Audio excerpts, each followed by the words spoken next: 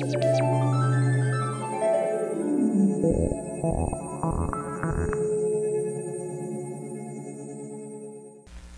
afternoon. I'm going to present two ideas fairly quickly that'll explain why I'm in this room. One, we're all students. I don't mean that in a ridiculously trivial way or a condescending platitude that suggests that those people between kindergarten and college are second-class citizens or not ready for the real world, some way of keeping them either in their place or marginalizing them. I mean it in a revolutionary way. I mean it in the sense that unless we're all students, we're not going to make it to the 22nd century. That unless we're all students, the problems of the world that have grown to such a level of complexity and extent and danger, that unless we're all in on making the world a better place and helping to solve the problems, we're not going to make it. That's one. Number two of the two ideas that I want to present to explain why I'm in this room. We as a species, global humanity, the greatest challenge facing us is how to get us in the know, meaning knowledgeable about the state of the world, our technology, our resources, our problems, and our options in as quick a time as possible. We're students, and that's the challenge. Why? As H.G. Wells succinctly summarized, we're in a race between education and catastrophe. Given those two facts, we need to look at the task at hand. We need to look at our function in the world, in the universe, us folks as beings on this planet, as that of not only of students, but that the school system, the curriculum, and in fact the world needs to be organized in such a way that we learn about not just saving the world. That's the trivial part. There are indeed things that need to be saved. There's also things that need to be stopped, but the bulk of the things that need to happen to make sure we make it are things that need to be built. We need to learn the present so we can invent the future. We need to figure out where we are, where we're going, where we want to be going, what's needed, and how to make it possible so that what we see and dream, we can make it real. So what I want to do right now to further this narrative is to present an alternative story on how you got into this room. To do that, I need you to suspend disbelief for just a few moments, and I'm going to explain that this morning you were sound asleep. You were woken up by some knocking on the door. It was not frantic pounding like the house is on fire, get out, or some maniacs at the door trying to get in and do some harm. It was just a knock, knock, knock. You crawl out of bed, you get to the door, you look through the window, and this guy shows up, which sort of takes you aback. Somebody like this has never shown up at your door before, much less at the crack of dawn. Nevertheless, he doesn't look threatening. He's just standing there. He's, okay, I'll open the door. You open the door, and he does something quite surprising. No, and it's not leaping in and grabbing you, throwing you to the ground, handcuffing you, and dragging you out. He addresses you by your name. He says, good morning, Miss Corin, or Mr. Johnson, or Samantha, or he addresses you by your personal name. And he says, we need you to come with us right away. And when he says we, you look around, and standing next to him are these guys. Again, for some strange reason, you don't feel threatened because they are not threatening. They're standing there fairly respectably, and in fact, they say, please, could you please come with us? There's an emergency, but put your shoes on first. You're going to need them. And so you proceed to leave your house with these folks. You walk down from your front door to a street where you are confronted by a whole bunch of these guys, you know, on your side of the street, on the other side of the street, on the rooftops. And right before you get into the middle of 3 black SUVs with black windows, you notice that there's 2 helicopters at both ends of the street you live on, just hovering there. You get into that vehicle and you are whizzed through the streets to something that looks remarkably like this room. You look around this room and there are people sitting in the room that look fairly similar to the ones who are sitting next to you and front and back of you. And the first thing that happens is after you wait a little bit of time, a civilian shows up in front of the room and first of all starts off by apologizing to you for the rapid way you were brought into this room, and tells you that, look, we're sort of sorry, but there is this emergency, and you have been brought into this room because you have been part of a training program for many years, unbeknownst to you. The training program started the day you were born. And you have been trained to take over a fairly large craft, a very, very large spacecraft. You are to be the captains of the spacecraft, and something very drastic has happened. It has just happened, you know, about 10 hours ago. It was so bad that we decided we had to terminate your training program and bring you in here because you are the captains, the new captains who have been trained to deal with these kind of emergencies, and we need you. There's some things, though, that you need to know about this emergency. And we're not proud to admit this, but we don't know where we are. Where we're going, we don't even know what the emergency is, but there's enough bells, alarms going off that we know this is critical. And oh, by the way, the survival of the spacecraft is at stake, which by implication means your survival is at stake as well. But just to make things a little bit better, you know, it is a race between education and catastrophe, not massacre. There is another room beneath here and some more rooms above us that looks like this. There are hundreds, almost close to 1,000 people who are there organized to answer any question you might have about this giant spacecraft, so that you're more informed and can make an intelligent decision that is going to determine your survival and that of the spacecraft.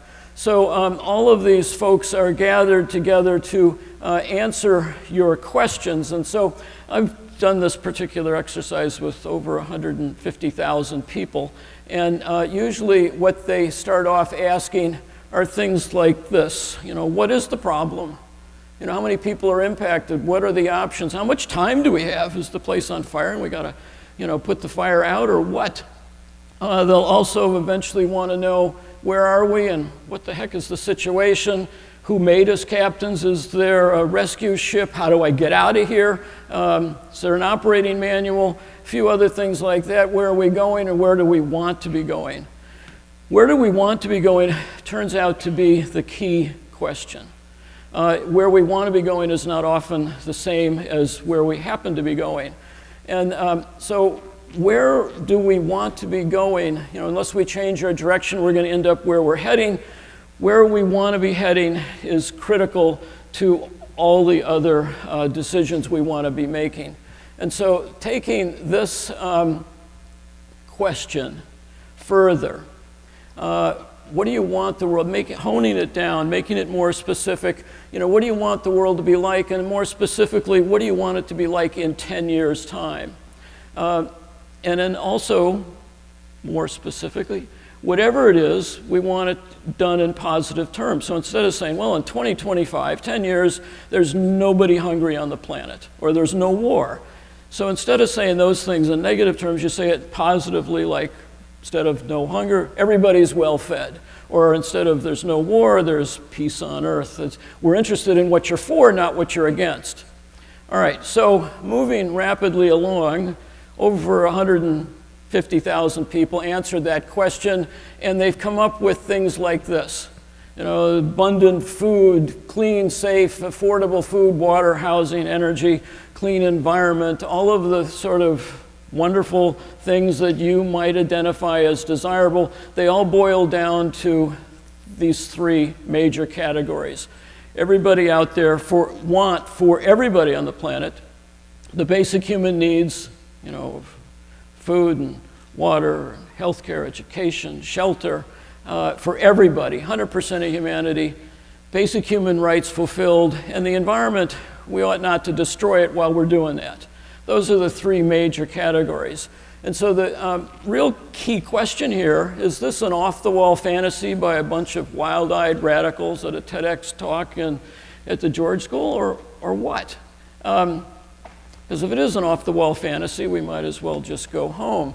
So I want to ask you a question. Who thinks that that vision of the future, meeting the basic human needs, fulfilling all the basic human rights, not destroying the environment in the process, how many think that's possible? Raise your hand. Some of you. All right, how many of you think it's possible using present-day technology and known resources to pull that off? A few, less than before. How many of you think it's possible using present-day technology, known resources, and it's affordable? Still, okay. There's still a few of you. Well, congratulations. I'm going to present this slide is the product of 15 years of research. And it took as the formulation, the start of the research project, is it possible to meet the basic human needs, the food and the energy, the health care, shelter, water, sanitation, et cetera, for everybody in the world? How would you do it? What's the technology? How much resources does it take? And how much would it cost? And what came up were some rather staggering large costs. To give you an idea of how large the costs are, the amount we needed to get rid of smallpox on this planet was that little square in the bottom, about $300 million. The other costs are obviously in the billion-dollar range. But in order, another part of this, these are yearly figures, not total, so they're yearly figures for like 10 years, so that eliminates starvation and malnutrition, 20 billion per year. But if you look at it, trying to put these numbers in some larger context, this is what it looks like. The United States alone spends 40 billion per year on dieting, taking off excess weight. If you look at to provide clean, safe water, that's 6 months of what we spend on video games.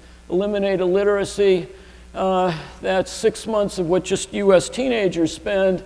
Healthcare, 2 months of what the US spends on alcohol and tobacco. This is not a diatribe against alcohol, tobacco, video games, or anything else. It's just trying to point out that these staggeringly large numbers aren't quite as large as we thought when compared to some of the things we're also spending money on. Moving that along, what filled up the screen before is now on the lower right-hand side of that larger chart, which is annual military expenditures. So less than for 25% of what we spend annually on the military around the planet, we could meet the basic human needs of everybody, fulfill the basic human rights, and clean up the environment at the same time. In other words, the vision of making the world work for everybody might not be an off-the-wall fantasy by a bunch of wild-eyed radicals. To put it in yet another context, the US could afford to do it itself. It would be less than half of the US expenditures on the military. By the way, this is a study that came out 3 weeks ago. The IMF, International Monetary Fund, just came out with a study that pointed out that the annual subsidies to the fossil fuel industry are $6.4 trillion. This is, the annual military expenditures are only, less than 2. So the punchline here is that it's affordable. So here's the good news, the bad news on all of this. The good news, the world can be made to work for everyone. With present-day technology and known resources, I'll contend that standards higher than anyone currently enjoys at a cost that is easily affordable. The bad news is it's not going to happen. If it was going to happen, it would have happened. It's not going to happen unless you get involved, you make it happen, you use the training that you've been undergoing since you were born on this planet, the training that makes you a unique contributor to the problems of the world, the problems now that are so complex, so dangerous, so pervasive that the leaders of the world, the elected officials, the experts don't have a chance of solving them, if they ever did.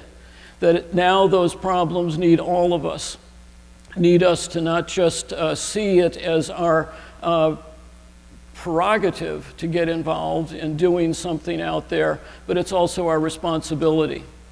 A, B, and C, that we have a license to do it, a mandate to do it, and that without us getting involved, we're not going to make it to that 21st, 22nd century, possibly not even to 2050, when the youth of the world, the folks that are in this school, are going to be 50, 40, 50, 60 years old, where they're going to be in charge. So we want to create the world that we want. You know, we want to have the future of education not just be something that happens in schools like this, but happens throughout society, throughout the world. How did you get into this room? Real question is, what are you going to do now? Thank you.